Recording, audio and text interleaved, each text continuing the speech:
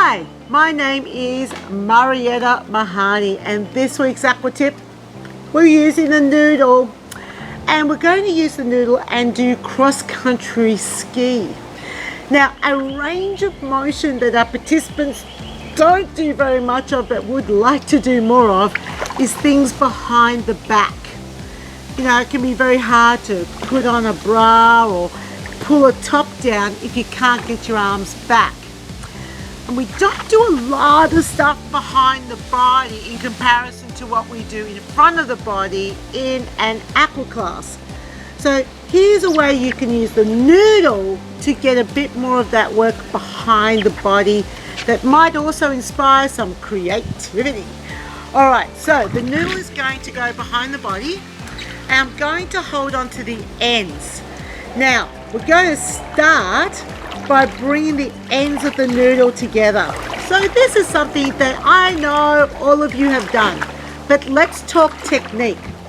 Firstly, make sure you're squeezing the ends together and open the arms out as wide as you can. So you really want to open the arms out and bring the ends of the noodle together.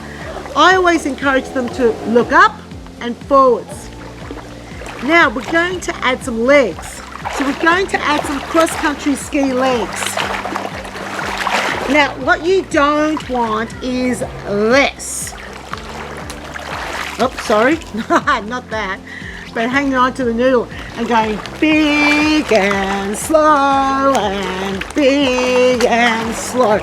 You will not feel anything. Very difficult to feel something unless of course you're doing it for rehab. So you need to pick up the tempo. It needs to be in, out, so that your arms have to move out wide quickly, right? And it's a short, faster cross-country ski on the bottom of the pool. Yes? Good. Now, once you've got this going, the next level is to do it with your feet off the bottom of the pool and hello arms. Good, because if you keep that same pace, so set the pace, level 1 would be touching the bottom of the pool, level 2 would be taking the feet up off the bottom of the pool and doing a cross-country ski with the arms moving at the same pace. Now this is a great cardio exercise and it's a great upper body exercise. Awesome for the backs of your arms. So for all those clients that are always like waving bits of flesh at you, someone's with a chainsaw. I'm teaching to the camera. We need no sound in the background. But today it's a Sunday and people are going to go out with chainsaws. Here we go. I hope you can hear this. Here we go. So you want to get them to move with tempo and get them to move their arms out wide. It's a really cool exercise. I like it a lot for the benefits that your clients will also get out of this. It is challenging though, my friends. So if they want to, they can just remove the noodle and not use the noodle if they're finding that it is a little too challenging. But hey, that's what an exercise class is all about. And that is this week's Aqua tip. No chainsaw in my studio space, so I don't need to worry about background noise. But here we go. This is a fairly easy demonstration to do. Of course, remember, the tempo is really key for this exercise. So it's important that you work out what music track you're going to do this with.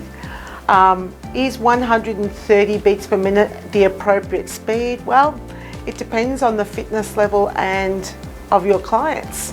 And you might find that that music speed is a little bit too slow, but it may also be the appropriate tempo, or it could be too fast. It just depends, right, on your clients. But the important part with this exercise is that you move quickly enough that you have to pull the arms out.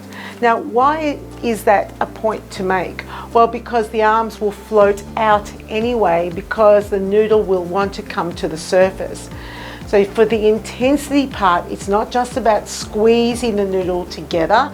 That's where you'll have some resistance from the noodle and from the water, but also to pull the arms out for it to be an effective upper shoulder, posterior deltoid and tricep exercise. So what we want to do is get the tempo right. So I was in the pool and I was doing cross-country ski pretty much at that pace. Now you can go a little bit slower, but remember it reduces the effectiveness of the exercise because you don't have to pull up. The tempo will be slow enough for you to just let the arms float up. As I mentioned, unless you're doing it for rehab. So all you have to do is show them that the noodle is going to touch behind the back. That's important that they know that. And the arms are going to pretty much work with the legs. There won't be any real coordination issues. Then to show them the feet off the bottom of the pool, well, I'm going to use my trusty frame because it's so much easier for me to sit on the back of the frame, demonstrate the legs. Of course, I would demonstrate touching the bottom of the pool first so they understand what the arms are doing, and then I'd say keep the arms going, see if you can take your feet up off the bottom of the pool. Of course, yes, you could do exactly the same thing in deep water. It will work in deep water, except you're not touching the bottom of the pool.